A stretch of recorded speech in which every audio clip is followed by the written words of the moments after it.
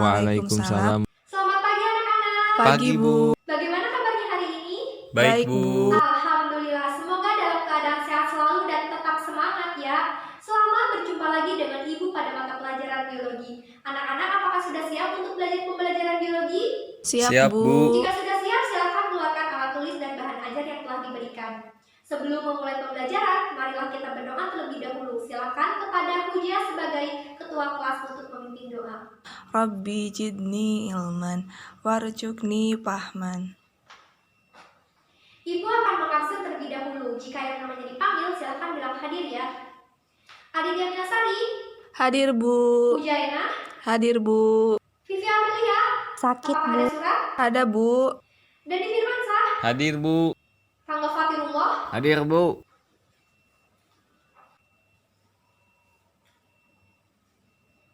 Langsung saja kita mulai pembelajaran hari ini.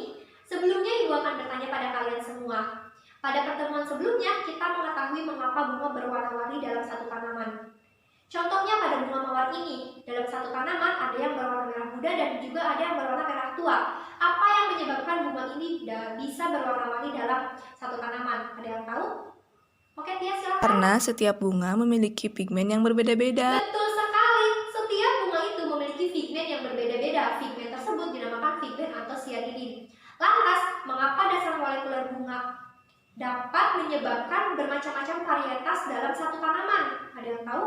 Oke, Rangga, silakan. Diatur oleh banyak gen. Betul sekali. Dasar molekuler bunga itu diatur oleh banyak gen yang merespon terhadap lingkungan.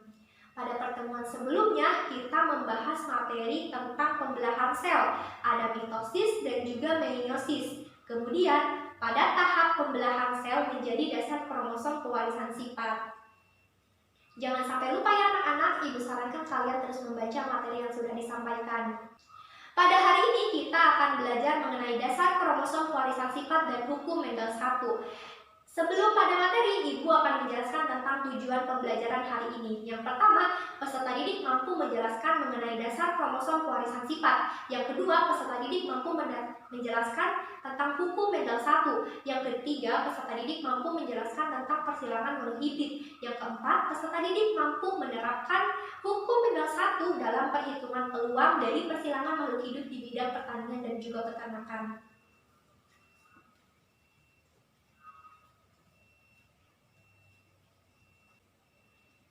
Penurunan sifat menyebabkan seorang anak memiliki kemiripan dengan orang tuanya. Hal ini disebabkan karena penurunan sifat dari induk kepada keturunannya atau dari orang tua kepada anaknya.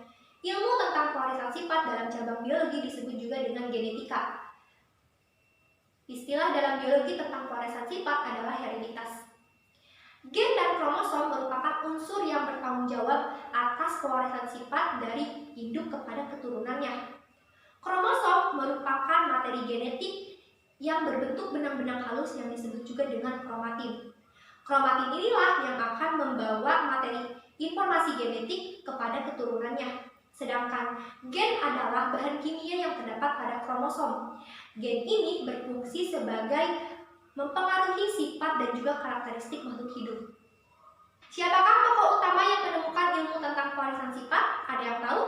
Oke, Dandi, silakan. Gregor Johann Mendel. Betul sekali. Gregor Johann Mendel merupakan tokoh utama yang menemukan tentang ilmu pewarisan sifat. Berkat penemuannya, Gregor Johann Mendel disebut juga sebagai bapak genetika. Percobaan yang dilakukan oleh Gregor Johann Mendel itu menggunakan apa? Ayo anak-anak, ada yang tahu? Oke, Huja, silakan. Kacang ercis, Bu. Betul sekali. Mendel menggunakan kacang ercis. Alasan Mendel menggunakan kacang ercis yaitu tanaman ini mudah tumbuh dan juga masa hidupnya relatif singkat. Oleh karena itu, akan lebih mudah untuk mempelajari beberapa generasi dalam jangka waktu beberapa tahun.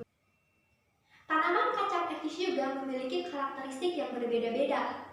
Bunga pada tanaman kacang ercis akan melakukan penyebukan silang sendiri dan akan menghasilkan galur murni. Apa itu galur murni? Oke, Tia, silahkan. Galur murni adalah garis keturunan. Betul sekali. Galur murni itu merupakan garis keturunan yang bergenotip homozigot untuk seluruh sifat yang unggul. Kacang ercis juga memiliki banyak keturunan dan bervariasi Ada yang bulat mulus dan ada juga yang bulat keriput. Untuk kulit kacang etis juga ada yang datar dan juga ada yang bergelombang. Gregor Johann Mendel mengamati 7 sifat dalam tanaman kacang etis. Yang pertama ada bentuk bijinya, yang kedua ada kotiledon bijinya, yang ketiga ada warna bunganya, yang keempat ada bentuk kulitnya, yang kelima ada warna kulitnya, yang keenam ada tempat batangnya, dan yang ketujuh ada ukuran batangnya. Mendel mengembangkan 2 hukum. Ada hukum Mendel 1 dan juga hukum Mendel 2. Apa itu hukum Mendel 1? Oke Rangga, silahkan. Hukum pemisahan. Betul sekali, hukum Mendel 1 itu merupakan hukum pemisahan yang berbunyi pada pembentukan gamet, kedua induk jantan yang merupakan pasangan alel akan terpisah, sehingga terjadilah tiap-tiap gamet itu akan menerima 1 gen dari induknya. Sedangkan hukum Mendel 2 itu adalah, oke Tia silakan. Hukum berpasangan secara bebas. Betul sekali, hukum Mendel 2 itu merupakan hukum yang berpasangan secara bebas. Itu akan dijelaskan pada pertemuan selanjutnya. Kita akan membahas istilah-istilah penting pada pewarisan sifat. Sebagai induk akan menurunkan sifatnya kepada keturunannya melalui gen. Gen tersebut akan dilambangkan dengan huruf. Jika huruf besar itu contohnya adalah U besar, ini adalah gen dominan yang sifatnya kuat. Sedangkan U kecil ini adalah gen resesif yang sifatnya lemah. Gen tersebut biasa disebut juga dengan alel. Yang kedua ada genotip. Genotip ini merupakan keseluruhan informasi genetik dari suatu individu. Genotip ini contohnya adalah U besar dengan U kecil. Ini merupakan genotip. Selanjutnya ada fenotip. Fenotip ini merupakan sifat yang dapat diamati, contohnya dari warna. Misal, U besar ini merupakan warna ungu. Dan U kecil ini merupakan warna putih. Warna tersebut merupakan fenotip. Selanjutnya ada varetal. Varetal ini dilambangkan dengan huruf P. Ini merupakan induk yang akan melakukan persilangan. Contohnya adalah U besar dengan U besar disilankan dengan U kecil dengan U kecil. Selanjutnya ada gamet.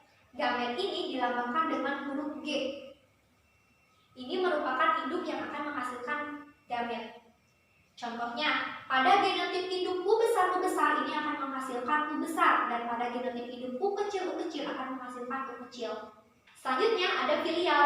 Filial itu dilambangkan dengan huruf F.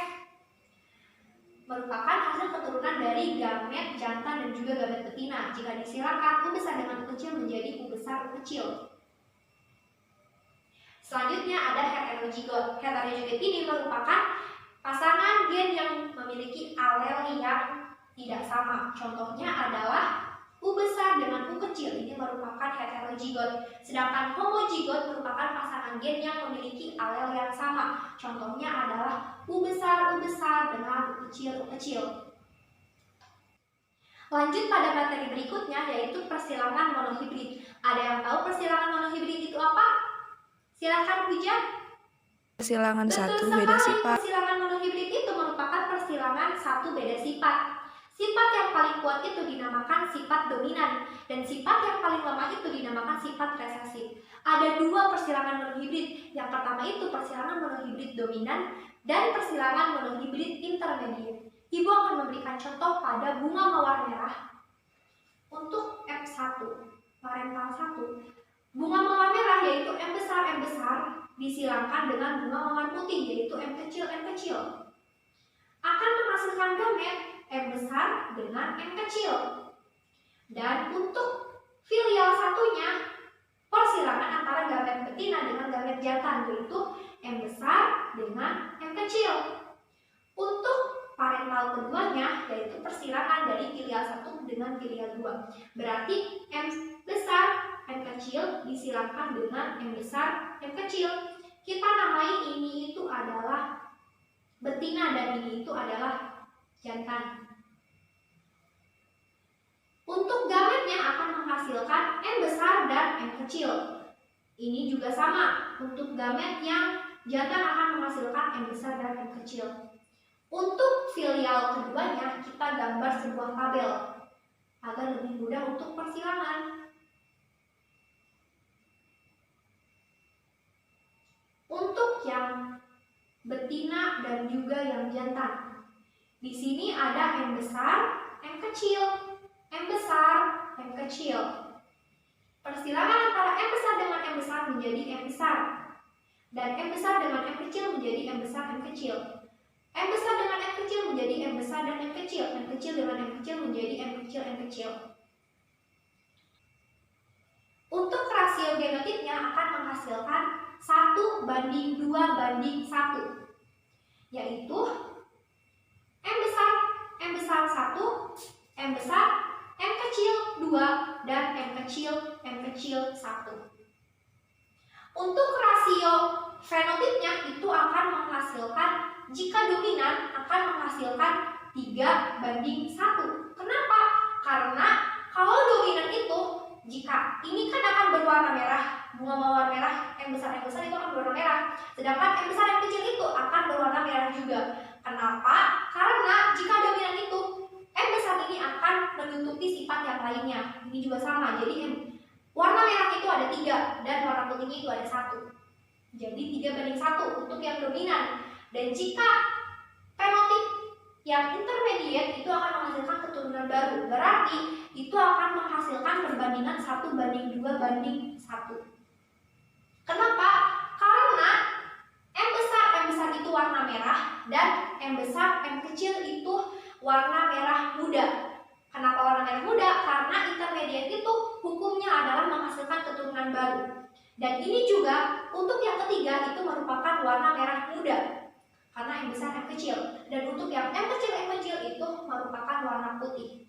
Jadi perbandingannya untuk yang dominan itu 3:1 dan untuk yang intermediate itu 1:2:1.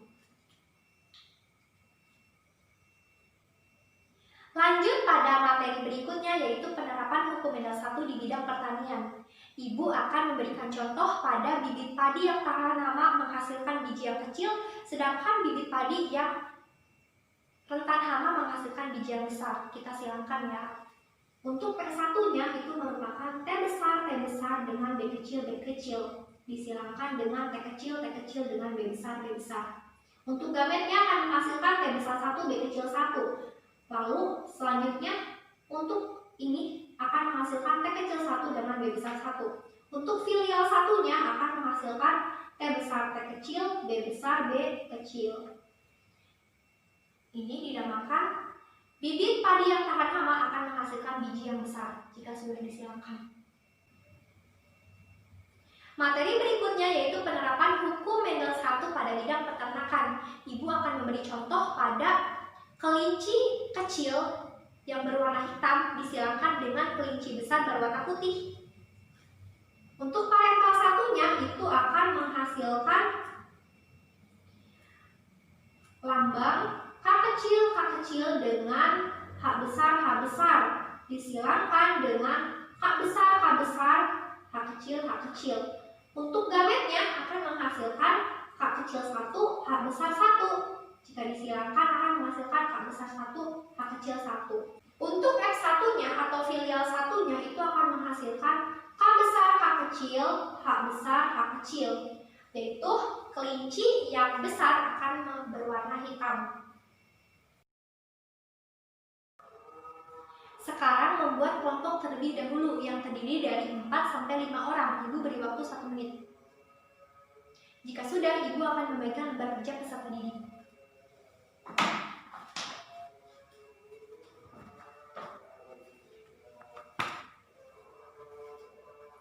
Untuk petunjuk pengerjaannya, yang pertama, pelajari LKPD dan isilah semua soal yang ada dalam LKPD. Yang kedua, pelajari bahan ajar dan lakukanlah telaah referensi yang kalian miliki.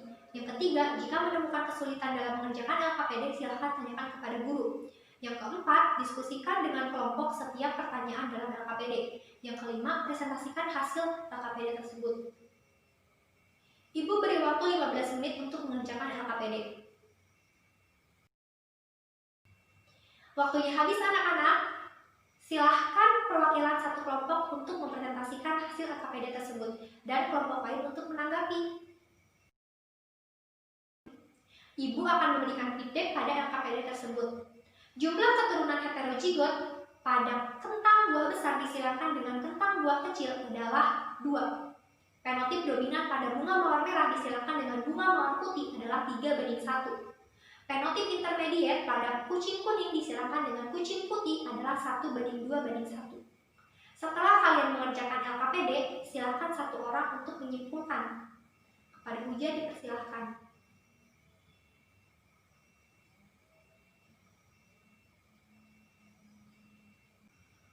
Bagus sekali, sekarang kalian memahami mengenai dasar kromosom pewarisan sifat dan hukum Mendel 1. Ibu akan memberikan soal post-test untuk mengukur pemahaman kalian tentang materi yang sudah diberikan.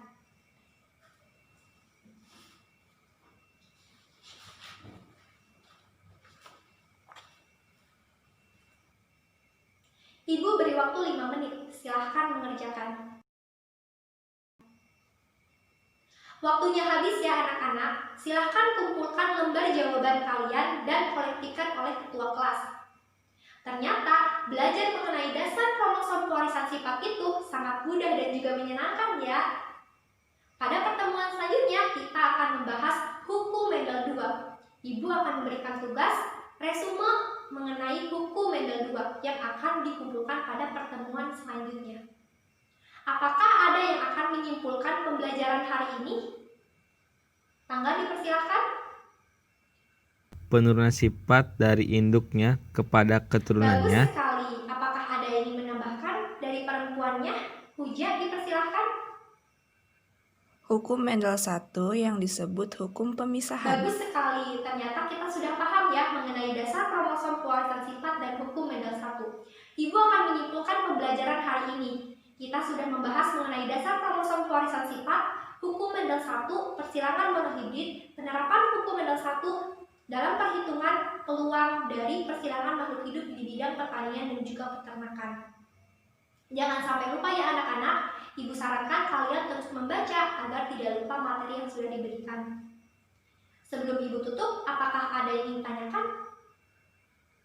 Tidak ada, Bu. Tidak, Bu. Tidak ada, Ibu cukupkan sekian. Jangan lupa untuk tugas resume dikumpulkan minggu depan. Kita akhiri pembelajaran hari ini dengan bacaan hamdalah. Alhamdulillahirabbil alamin. Sampai jumpa pada pertemuan selanjutnya. Wassalamualaikum warahmatullahi wabarakatuh. Waalaikumsalam warahmatullahi wabarakatuh.